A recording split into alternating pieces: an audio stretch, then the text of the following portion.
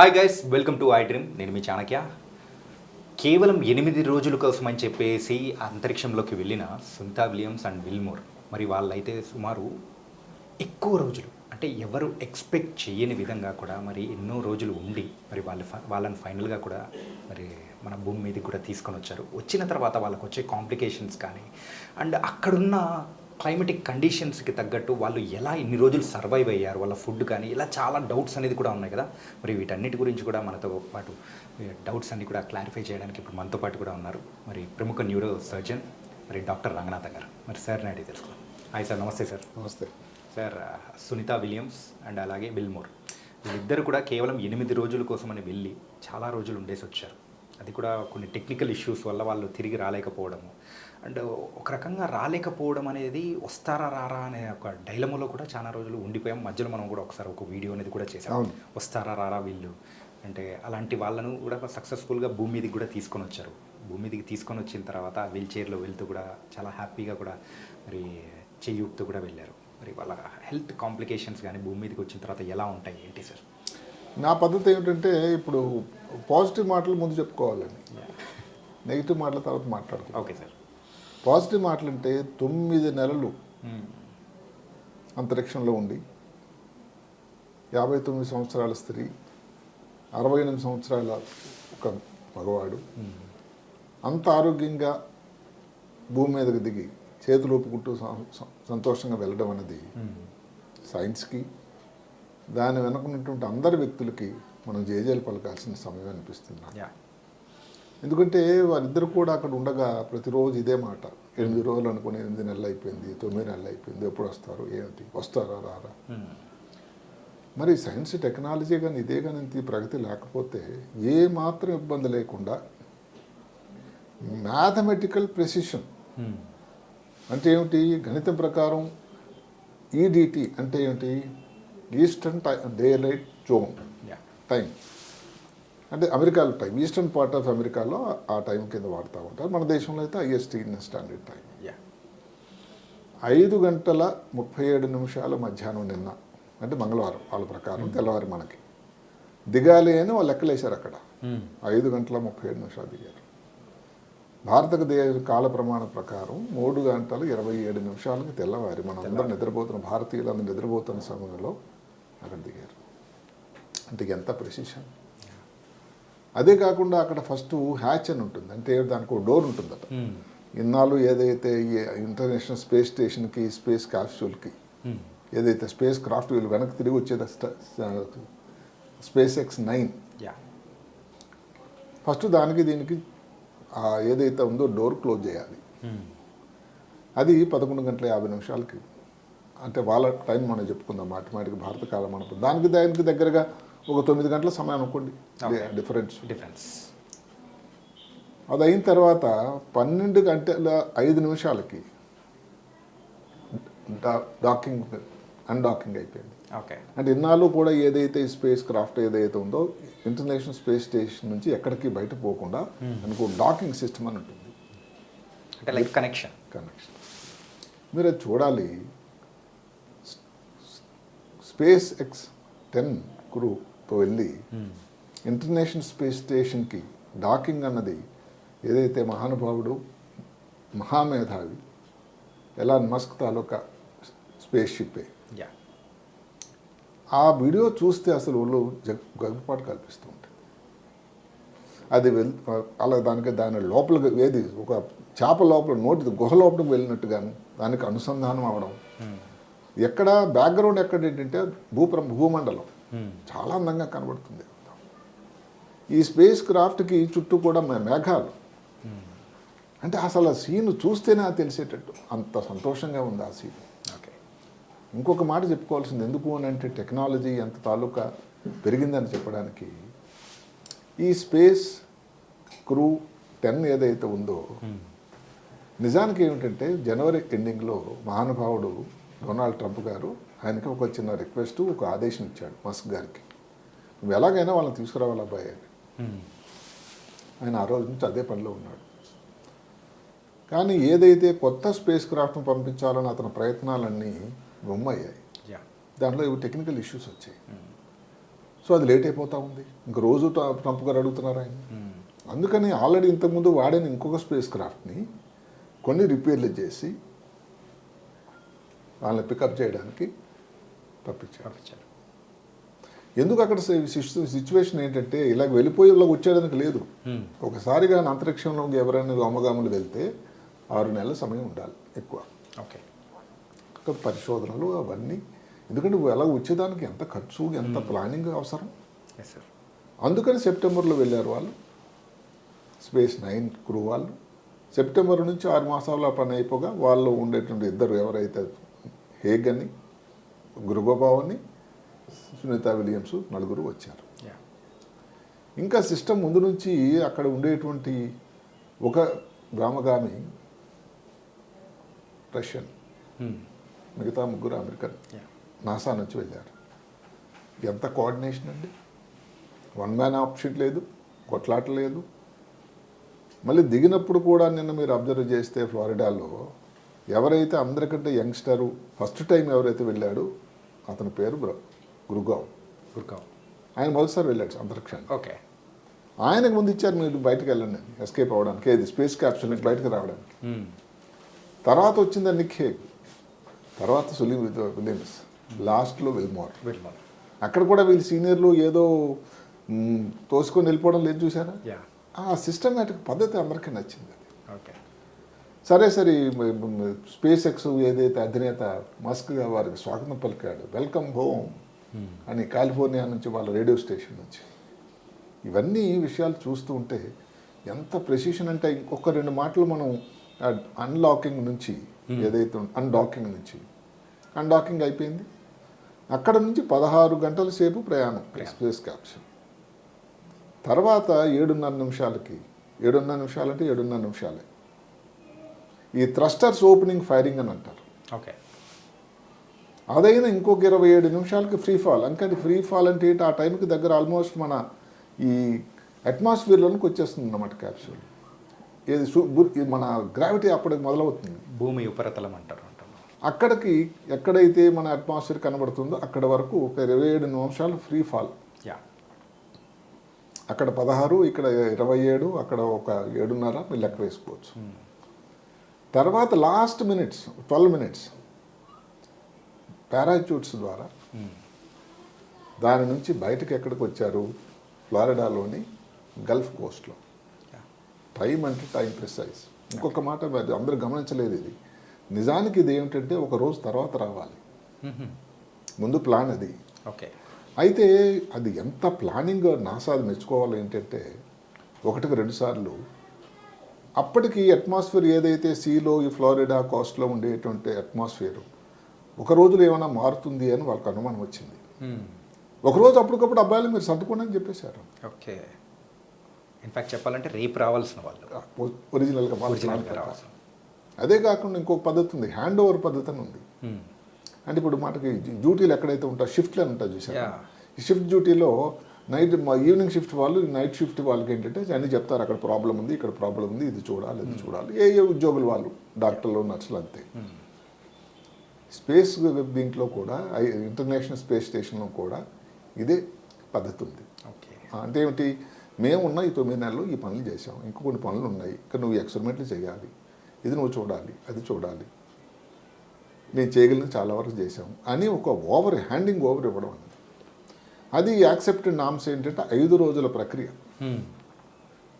అది ఒక్కరోజు కట్ చేసేసారు, కేవలం 4 రోజులు మాత్రమే చేశారు.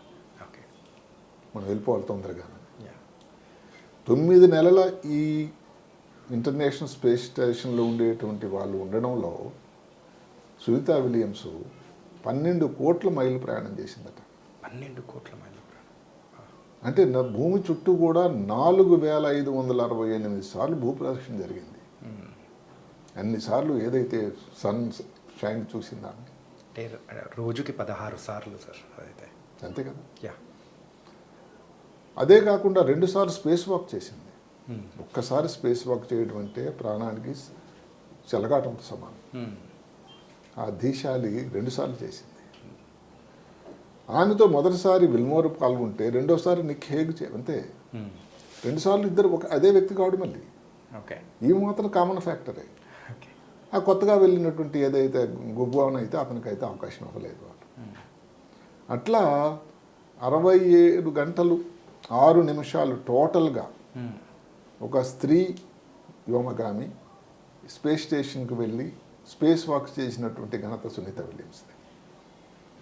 ఇప్పుడున్నటువంటి 278 రోజులు 6 గంటలు, ఇంతకుముందు 2 సార్లు వెళ్ళింది కలిపితే 608 రోజులు టోటల్గా వారి రికార్డు అన్నది సెకండ్ లేడీస్లో సెకండ్ ప్లేస్ స్థానం. మొదటి లేడీ ఒక 675 రోజులు. అంటే ఇవన్నీ చూస్తుంటే అది ఎట్లా అనిపించదు? ఇప్పుడు మీరు అడిగినటువంటి ఏదైతే ఉందో తేడాలు వచ్చిన తర్వాత ఏమైనా ఇబ్బందులు ఉంటాయంటే ఉంటాయి. అవి వెళ్ళే ముందు కూడా దానికి చాలా కట్టుదిట్టమైన పక్కడ్బందీ పరీక్షలు చేస్తారు. అందులో కానీ ఎవరైనా ఫిట్గా లేకపోతే అసలు పంపించరండి. హాస్టల్లోనే దానికి పెద్ద వ్యవస్థ ఉంది. అక్కడ ఒక లో gravity almost zero gravity situation create చేస్తారు. ఈ ఇంటర్నేషనల్ స్పేస్ స్టేషన్కి వెళ్ళే వాళ్ళకి కంటి పరీక్షలు అన్నీ జరుపుతారు. ఒక బోసిటీ అని ఉంటుంది, టోనోమీటర్ ఉంటుంది, ఫండోస్కోప్ అని ఉంటుంది, కంటి చూపు ఎలా ఉంది టెస్ట్ చేస్తారు. అక్కడ మళ్ళీ రేడియేషన్లో కానీ క్యాన్సర్ రావచ్చు కదా, కాబట్టి స్త్రీలు అన్నట్టయితే మ్యామోగ్రఫీ, మగవాళ్ళకైతే కొలనోస్కోపీ, లేకపోతే ప్రాస్టేట్ గ్రంథి నుంచి క్యాన్సర్ రావడానికి ఏదైనా అవకాశం ఉందా, రక్తం తాలూకా ఎలా ఉంది పరిస్థితి. ఆ గ్రావిటీలో లో గ్రావిటీ జీరో గ్రావిటీ క్రియేషన్ ఏదైతే క్రియేట్ చేశారో హూస్టన్లో అలాంటిది అక్కడ రెప్లికేట్ అవుతుంది. కాబట్టి దానివల్ల ఏదైనా రక్తంలో తేడా వచ్చిందా, వస్తుందా, ఇలాంటివి. అదే కాకుండా ఎంఆర్ఐలు వెళ్ళే ముందు ఎంఆర్ఐ, తర్వాత మళ్ళీ వచ్చిన తర్వాత మళ్ళీ ఎంఆర్ఐ, ఇవన్నీ కూడా టెస్టులు చేసిన తర్వాతే వాళ్ళని పంపిస్తారు. అంటే అంత పకడ్బందీ కట్టుదిట్టమైనటువంటి శాస్త్ర సమ్మతమైనటువంటి విధానం. అందువల్ల ఇన్ని చేసి కూడా ఒకటి స్త్రీయా పురుషుడా కొన్ని తేడాలు ఉన్నాయట. ఎన్ని రోజులు ఉన్నారు, ఇంతకుముందు ఎంత చేసిన ఎక్స్పీరియన్స్, ఎన్నిసార్లు స్పేస్ వాక్ చేశారు, ఈ విషయాల మీద ఈ కాంప్లికేషన్స్ ఏదైతే మీరు అడిగారో అవి ఆధారపడి ఉంటాయి. ఇప్పుడు భూమి మీదకి వచ్చారు, అందరూ సంతోషం. భారత ప్రధాని కూడా ఎంతో ఆమెకి వెల్కమ్ చెప్పారు. అది మార్చి 1 నాడు మెసేజ్ ఏమిటంటే, మీరు చాలా దీశాలి, మీరు మీ భారతదేశ సంతతిగా మాకు ఎంతో గౌరవంగా ఉంది. దానికి తోడు ఆమె ఏంటంటే Gujarat state Mehsana district Julsan village, ఆ ఊర్లో అందరూ కూడా ఎప్పుడు సునీత దిగుతుంది అంటే నా 3 గంటల 27 నిమిషాలకు కొంతమంది నిద్రపోకుండా భారతదేశంలో కూడా ఎదురు చూశారట. ఆ చేతి ఊపిన తర్వాత వాళ్ళందరూ సంతోషం పడ్డారు. విలేజ్లో అహ్మదాబాద్లో హవన్లు చేశారు. అమెరికాలో 21 టెంపుల్లో పూజలు చేశారు. విల్మోర్ కోసం ఏదైతే ఆయన ఉండే హోస్టల్లో బాప్టిస్ట్ చర్చిలో ప్రేయర్స్ చేశారు. అంటే వీళ్ళందరి prayers, good wishes, well విషెస్తోని science తాలూకా ప్రగతి కలిపి వాళ్ళు హాయిగా వచ్చేసారు. కాంప్లికేషన్ మనం చెప్పుకునే ముందు నాకు ఈ విధం జరిగిన విధానం బట్టి వాళ్ళకి ఏ కాంప్లికేషన్ రావని నాకు అనిపిస్తూ ఉంది. ఎందుకు సార్? ఎందుకు అని అంటే వాళ్ళంత దేశాలను ఎదుర్కొన్న శక్తి వాళ్ళకు ఉంది నాకు అనిపిస్తుంది. ఓకే. అంటే కాంప్లికేషన్ రావడం ఎవరి చేతులు లేకుండా, ఉదాహరణకి కంట్లో చూపే అనుకోండి. ఇప్పుడు 3 అక్కడ ఇబ్బందులు ఏమిటంటే స్పేస్లో ఒకటి మైక్రోగ్రావిటీ, రెండోది రేడియేషన్, మూడవది లోన్లీనెస్. ఓ చిన్న ఏరియాలో ఇంతమంది ఉండాలి. ఇన్ఫాక్ట్ చెప్పాలంటే ఈ రూమ్ అయినా ఉంటుందేమో. లేదు, football ground, American football ground అంత అది. ఓకే. స్పేస్ స్టేషన్ తాలూకా సైజు. కాకపోతే ఐఎస్ఎస్ అనే వాళ్ళు ఇంటర్నేషనల్ స్పేస్ స్టేషన్ అది.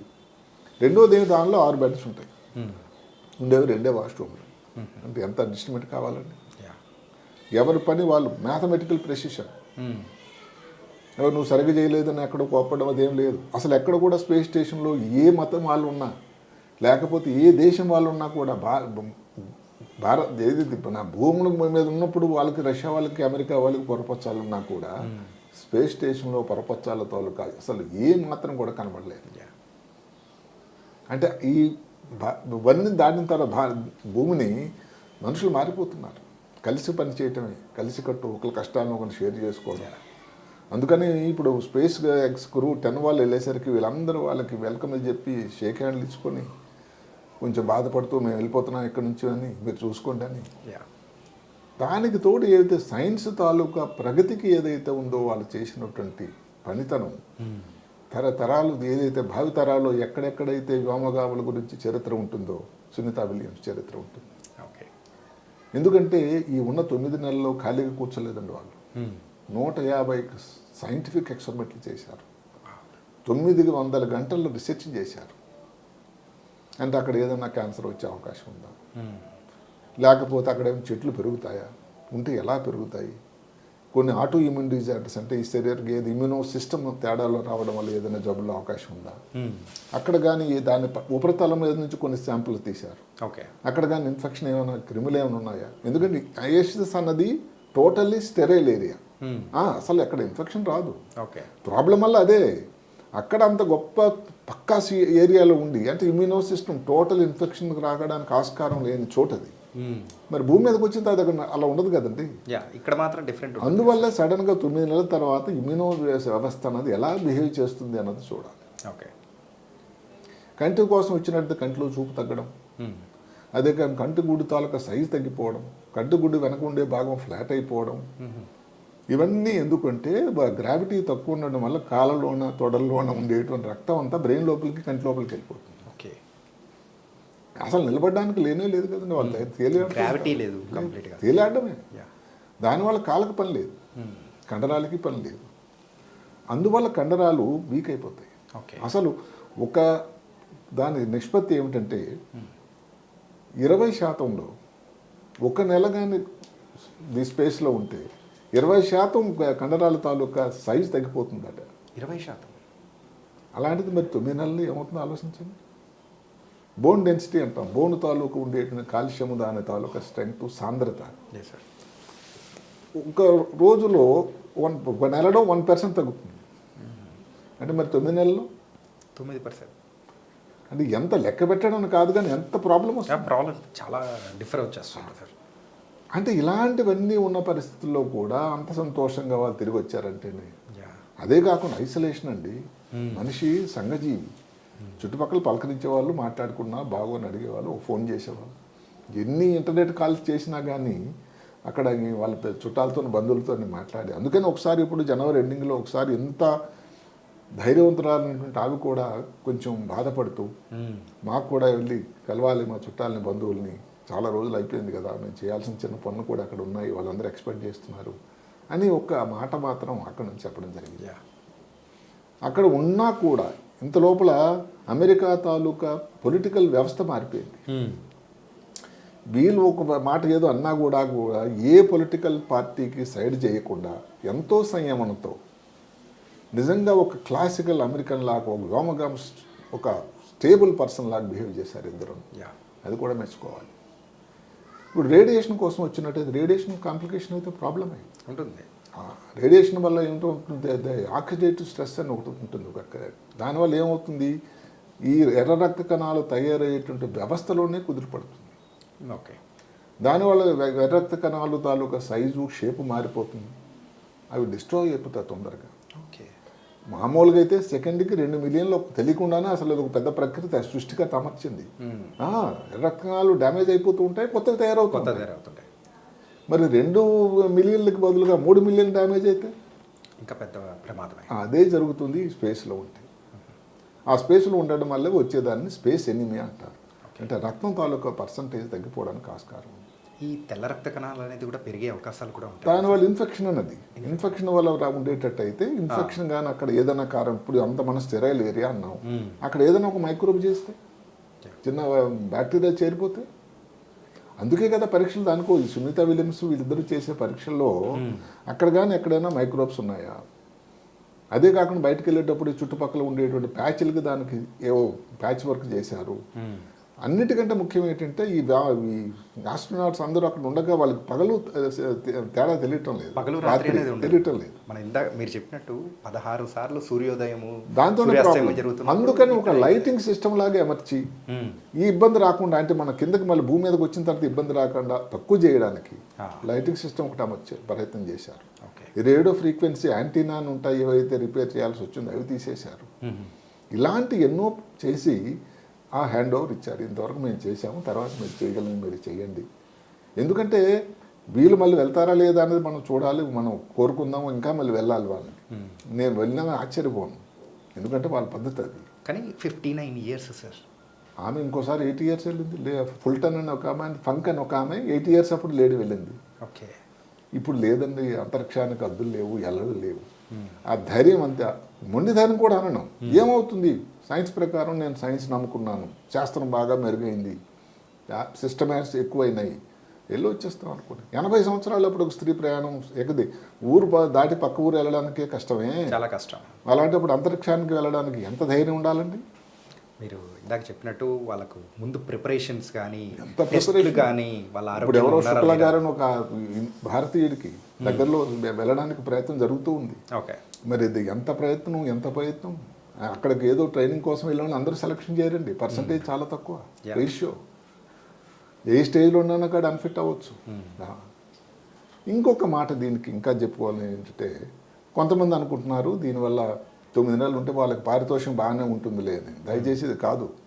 అసలు విషయం ఏంటంటే, వీళ్ళకి అమెరికాలో ఒక సిస్టమ్ G215 అని, అంటే హైయెస్ట్ పెయిడ్ సాలరీడ్ ఎంప్లాయీస్ అట. ఆ క్యాటరీ కింద వస్తారు. ఓకే. అంటే వ్యోమగాములకి ఎంత ఇంపార్టెన్స్ అర్థం చేసుకోండి. అదేది మీరు 6 రోజులు వెళ్ళండి, 8 రోజులు వెళ్ళండి, నెల రోజులు వెళ్ళండి, ముందు అగ్రిమెంట్ ప్రకారం అంతే. మరి 6 రోజులు అయిపోయిన తర్వాత మిగతా ఈ 272 రోజులకి రోజుకి $4 అట అంతే. ఓకే. దానివల్ల వచ్చేది వాళ్ళకి టోటల్గా అమౌంట్ పెద్ద మారిపోవట్లేదు. ఏదైతే దగ్గర 93,000 మిలియన్లు, లేకపోతే 9300, అలాగే లేకపోతే 1,000, 2,000, 1,200 ఏదో మొత్తం మీద ఒక ఫిగర్ ఉంది. అలాంట్లో వీళ్ళిద్దరికి కూడా పారితోషికం వస్తూ ఉంటారు. దానివల్ల ఏంటి, సెపరేట్గా ఎక్కువ రోజు ఉండడం వల్ల మాత్రం రోజుకు $4 ఏంటి వాళ్ళ మెయింటెనెన్స్కి, వాళ్ళకి చిన్న చిన్న విషయాలకి. అంటే ఈ లెక్కన మన ఇండియన్ కరెన్సీలో తీసుకుంటే $420. అంతే. అంటే అదేదో దానివల్ల ఇంకా వచ్చేసింది. అంత రిస్క్కి, అంటే రిస్క్ ప్రపోర్షనేట్ టు రిస్క్ వాళ్ళకి వచ్చేటువంటిది ఇది ఎక్కువ అంటే నా ప్రకారం చాలా తక్కువ. కానీ వాళ్ళు వెళ్ళింది కూడా డబ్బుల కోసం కాదు, మేధస్సు. అదే చెప్తున్నాను. ఇంకొకటి ఏంటంటే, అందరూ కొంచెం ఆశాస్పదంగా అక్కడికి వెళ్ళడం వల్ల యంగ్ అయిపోతున్నారు అని. ఎంత అవుతుందండి యంగ్? నెలకి ఎంత అంటే 0.005 సెకండ్స్ అట. ఇది ఏముంది దాంతో చూసుకుంటే రిస్క్ ఎంత ప్రమాదం. యంగ్ అవ్వడం మాట దేవుడు ఎరుగు. అక్కడేవో కొంచెం జుట్టు చాలా షైనింగ్ అయిపోతుంది, గోళ్ళు పెరుగుతాయి, నుదురు మీద ఉన్నటువంటి ఫోల్డ్స్ తగ్గిపోతాయి, look young, you look taller. మరి దానివల్ల వచ్చినటువంటి జన్యుపరంగా వచ్చేటువంటి వ్యాధులు, ఏదైతే పొడుగు ఇవన్నీ పెరగడానికి టేలోమేర్ ఉంటుంది, దానిలో వచ్చిన మార్పులు, శరీరంలో ఉండేటువంటి మైటోకాండ్రియా మైక్రో గ్రావిటీకి ఛిద్రమైపోయి రక్తంలో తేలియాడుతూ ఉండి వచ్చేటువంటి జన్యుపరమైనటువంటి ప్రమాదాలు, క్యాన్సర్లు, ఈ రేడియేషన్ వల్ల వచ్చేటువంటి స్కిన్ క్యాన్సర్లు కానీ, ఇంకేదైనా శరీరంలో క్యాన్సర్ కానీ, 59 సంవత్సరాలప్పుడు మామూలుగానే జనరల్గా మెనోపాస్ వస్తుంది. వాళ్ళలో ఈ గుండెకు సంబంధించిన వ్యాధులు తొందరగా వచ్చి మోర్టాలిటీ అంటే మరణం పర్సంటేజ్ చాలా తగ్గిరైపోతుందట. ఇవన్నీ తెలిసి కూడా ఒక 80 సంవత్సరాల స్త్రీయో, లేకపోతే 59 సంవత్సరాల స్త్రీయో 90 రోజులు ఒకేసారి ఉండడం, 608 రోజులు టోటల్గా వెళ్ళడం, అది వాళ్ళ గొప్పతనం కాపు ఇంకేం చెప్పాలి. యూజువల్గా మనం ఇంతకుముందు చూసాం, మన భారత సంతతికి చెందిన ఒక ఆస్ట్రోనట్ కల్పనా చావ్లా గారు, ఆవిడ కూడా మరి అంతరిక్షం నుంచి రిటర్న్ వచ్చేటప్పుడు సో ప్రమాదవశాత్తు అది క్రాష్ ద్వారా చనిపోయారు. నిన్న సునీత విలియమ్స్ గారు కూడా వచ్చేటప్పుడు ఇన్ఫ్యాక్ట్ కొన్ని ఆ సంఘటనలు కూడా గుర్తు తెచ్చుకున్నారు, చాలా క్షేమంగా రావాలని చెప్పేసి కోరుకున్న సందర్భంలో ఒక మాట కూడా నాసా అని ఒక మాట. ఆ సంస్థకి మనం అందరం కూడా టఫ్గా ఉన్నా కూడా వాళ్ళని మనం ఎందుకంటే జేజేలు పలకాలంటే, బోయింగ్ స్టార్ లైనర్తో ఇబ్బంది వచ్చింది. విలియమ్స్ విల్మోర్ వెళ్ళినప్పుడు అందులో లీక్ అయింది, ఆ థ్రస్టర్స్ పనిచేయలేదు. లక్కీగా వీళ్ళిద్దరు సీనియర్ వామగాములు కాబట్టి దాన్ని రిపేర్ చేసేసి మొత్తం మీద ISS చేరుకున్నారు. ఇష్యూ ఏమిటి, ఇప్పుడు అక్కడ నుంచి రావాలి. బోయింగ్ వాళ్ళ మధ్య, నాసా వాళ్ళ మధ్య ఎన్నో మీటింగులు జరిగాయి. సరే కదా, మహానుభావుడు ఎలాంటి మస్క్ను కూడా ఇంక్లూడ్ చేస్తే, ఎందుకంటే దాంట్లో వచ్చిన పాయింట్ కూడా ఉంది. ఇప్పుడు ఏదైతే ఇంటర్నేషనల్ స్పేస్ స్టేషన్ ఏదైతే ఉందో 2030 కల్లా దాన్ని పడగొట్టేస్తారు, దాని తాలూకా లైఫ్ అయిపోబోతుంది. ఓకే, ఇంకొక 5 సంవత్సరాలు తర్వాత ఆ స్టేషన్ మెయింటైన్ చేయబోదు ఎలాన్ మస్క్. సో ఆయన కూడా అందులో ఆ మీటింగ్లు పెట్టారు. ఈయన మరి అవకాశం దొరికింది కదా అని ఈ try to score A point. ఎవరు ఏ పని చేయాలంటే వాళ్ళే చేయాలి అంటే ఏంటి, బోయింగ్ వాళ్ళు చేసేది ఏంటంటే విమానాలు, స్పేస్ క్రాఫ్ట్లు, స్పేస్ మీరు ట్రావెల్ ఎలాగంటే ప్లాన్ చేస్తారనంటే ఒక విమర్శలు చేశాడు ఆయన. ఓకే, దానికి తోడు స్టార్ లైనర్ వాళ్ళు ఏమన్నారంటే, లేదు మా స్పేస్ షిప్ ప్రమాణమైంది, దానిలో ప్రమాదం లేదు, మేము గ్యారంటీ ఇవ్వగలం, ఇద్దరు మామూలు తీసుకురండి అని. కానీ ఆ నాసా వాళ్ళకి మీరు అన్నట్టు ఆ దృష్టిలో కల్పన చావాలా కనబడింది. అంటే ఎట్టి పరిస్థితుల్లో కూడా ఏం రిస్క్ తీసుకోవడం మాకు ఇష్టం లేదు. అదే కమ్యూనికేట్ చేశారు విల్మోర్కి, సునీత విలియమ్స్కి. వాళ్ళ తాలూకా కన్సర్న్ తీసుకొని వాళ్ళు కూడా ఎగిరైన తర్వాత 9 నెలలు అయినా కూడా వాళ్ళకి కొంచెం ధైర్యం నశించిందని చెప్పకపోయినా కొంత విసిగిపోయారు. ఇంకా మనం చూడాలి పిల్లల్ని కింద. కానీ సార్ సైకలాజికల్గా కూడా మెయిన్గా ఎంత ధైర్యం ఉండాలి చూడండి. పోనీ అలాగని సోమరతనంగా కూర్చొని ఎప్పుడు పిలుస్తారో చూద్దాంలే అనుకుని నిద్రపోయారా? లేదే. 900 గంటలు రీసెర్చ్ చేశారు, 150 ప్రయోగాలు చేశారు. 2 సార్లు స్పేస్ వాక్ చేసింది ఆ మహాతల్లి. అసలు ఏం చెప్పాలి వాళ్ళతో గొప్పతనం. అందుకనే స్పేస్ చరిత్ర ఉన్నంత వరకు ముఖ్యంగా సునీత విలియమ్స్ భారత సంతతి స్త్రీ అని కాదండి, సువర్ణ అక్షరాలతో రాసిపోయి ఉంటుంది. ఓకే, సింపుల్గా ఒక లాస్ట్ వర్డ్ సార్, మరి సునీత విలియమ్స్ గారి గురించి ఏం చెప్తారు? చాలా ధీశాలి స్త్రీ అయినా కూడా స్త్రీకి మగవాళ్ళకి పెద్ద తేడా లేదని ఇంకోసారి రుజువు చేసింది. ధైర్యం ఉంటే ఏదన్నా చేయొచ్చు అనేటువంటి ఒకది మళ్ళీ ప్రూవ్ చేసింది. భారత సంతతి స్త్రీగా మనం అందరూ సంతోషపడవలసిన ఇంకొక గొప్ప క్షణాన్ని తీసుకొచ్చింది. యూజువల్గా వెళ్ళడానికి రావడానికి ఎంత టైం పట్టింది? అంటే 2 ఒకటేనా? కాదు, అదే కదా. ఇప్పుడు నిన్న కాదు, ఈ స్పేస్ ఎక్స్ 10 వెళ్ళినప్పుడు ఆదివారం నాడు వెళ్ళారు. 8 గంటల ప్రయాణం తర్వాత తెలిసిన 29 గంటలు. 29 గంటలు అంటే హూస్టన్ నుంచి వాళ్ళు వెళ్ళిన తర్వాత అక్కడికి చేరుకోవడానికి 29 గంటలు పట్టింది. మొన్న బయలుదేరినటువంటి ఈ వ్యోమగాములు ఏదైతే ఉన్నారు, Sunita Williams, Wilmore, Nick Hague, వీళ్ళందరూ 17 గంటల్లో వచ్చేసారు. అదేలా సార్? ఆ డిస్టెంట్ అన్నది ఎందుకంటే ఒక స్టేజ్ తర్వాత అది భూమి ఆకర్షణ లాగుతూ ఉంటుంది కదా. ఓకే, వెళ్తున్నప్పుడు మెట్లు ఎక్కడం కష్టం, మెట్లు దిగడం ఈజీ, పడిపోవడం.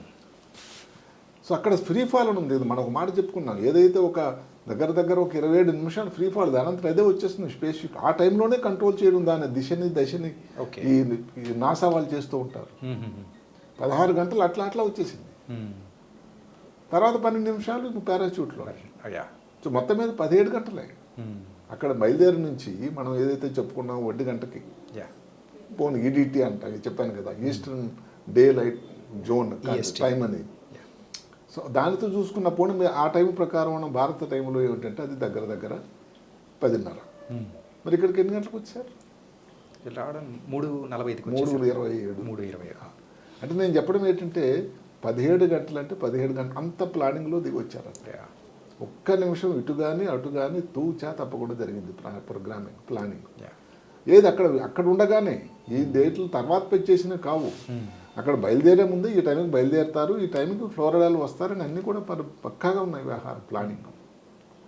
అందువల్ల ఈ వ్యోమాకర్షణ శక్తికి ఎగ్నిస్ట్గా వెళ్ళేటప్పుడు లాగుతూ ఉంటుంది, దిగేటప్పుడు ఏంటంటే దానికి అడ్వాంటేజ్ అవుతుంది. అందుకని 17 గంటలు అంటే 12 గంటల తేడా రెండింటికి. సార్ ల్యాండింగ్ విషయంలో అయితే ల్యాండింగ్ కూడా భూమి మీద కాకుండా వాటర్లో ల్యాండ్ చేశారు. ఏంది స్పెసిఫిక్గా? పారాచూట్స్ అన్న దానికి చాలా ఉంది పద్ధతి. పారాచూట్స్ మీద వస్తున్నారు. ఎప్పుడు కూడా ఎక్కడైనా భూమి మీద అయితే ఎంత తాకిడి అవుతుంది. అదే కాకుండా భూమికి డైరెక్ట్గా వాళ్ళు ఎక్స్పోజ్ అయితే అక్కడ మళ్ళీ ఎంత పద్ధతి.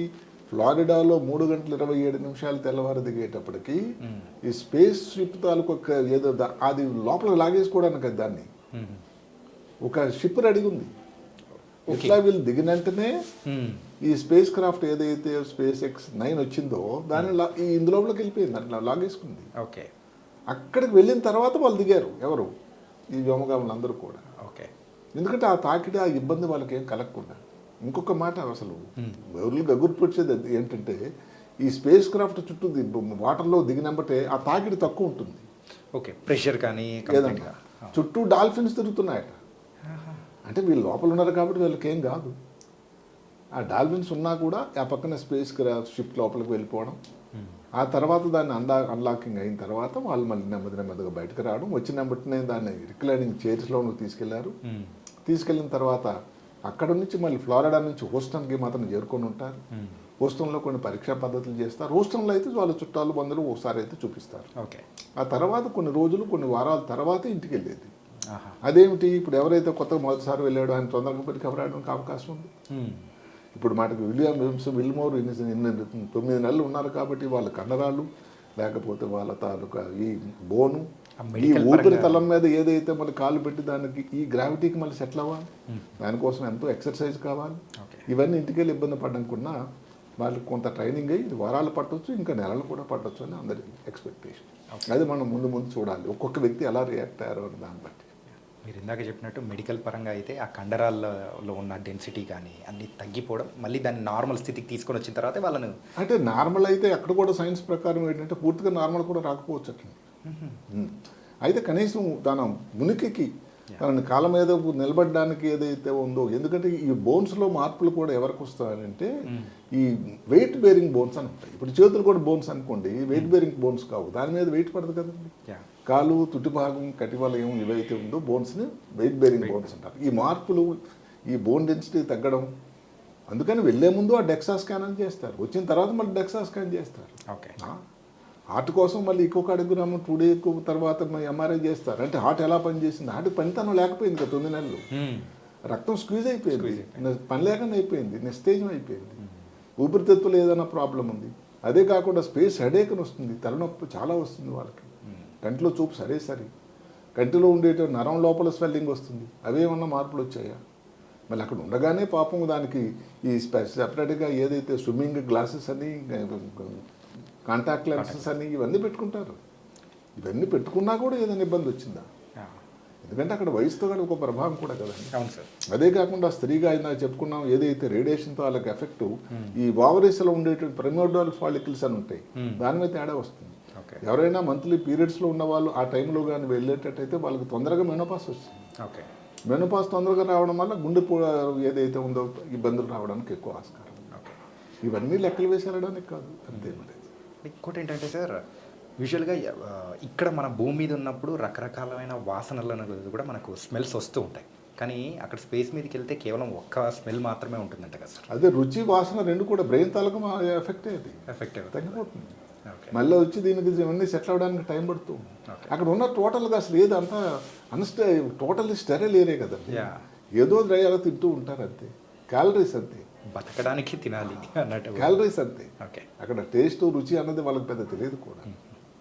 అంటే ఇక్కడ వాతావరణానికి అక్కడ వాతావరణానికి ఇంకా ముందు ఇంకా ఎక్స్పెరిమెంట్లు చేసి ఇప్పుడు మనకి ఇవన్నీ దానికి అలాంటి దానికోసం ఒక వాతావరణం క్రియేట్ చేయగలిగితే, ఇప్పుడు స్పేస్ టూరిజం అని ఏదైతే మనుషులు మాట్లాడుతున్నారో, అసలు అలాంటి స్పేస్ టూరిజం కోసం ఈ ఎక్కువ మంది ప్రైవేట్ వాళ్ళు కూడా వెళ్తారు, ఊరికే టూరిస్టులు కూడా వెళ్తారు అనే అసలు ఇప్పుడు ఆలోచన. అందుకని ఇన్ని కంపెనీలు, బ్లూ ఆరిజిన్ అని, అమెజాన్ వాళ్ళు కానీ, లేదా స్పేస్ ఎక్స్ కానీ, లేదా బోయింగ్ కానీ, వీళ్ళందరూ కూడా అందుకనే దాంట్లో ప్రవేశించడానికి కారణం చాలా మనీ ఉందండి.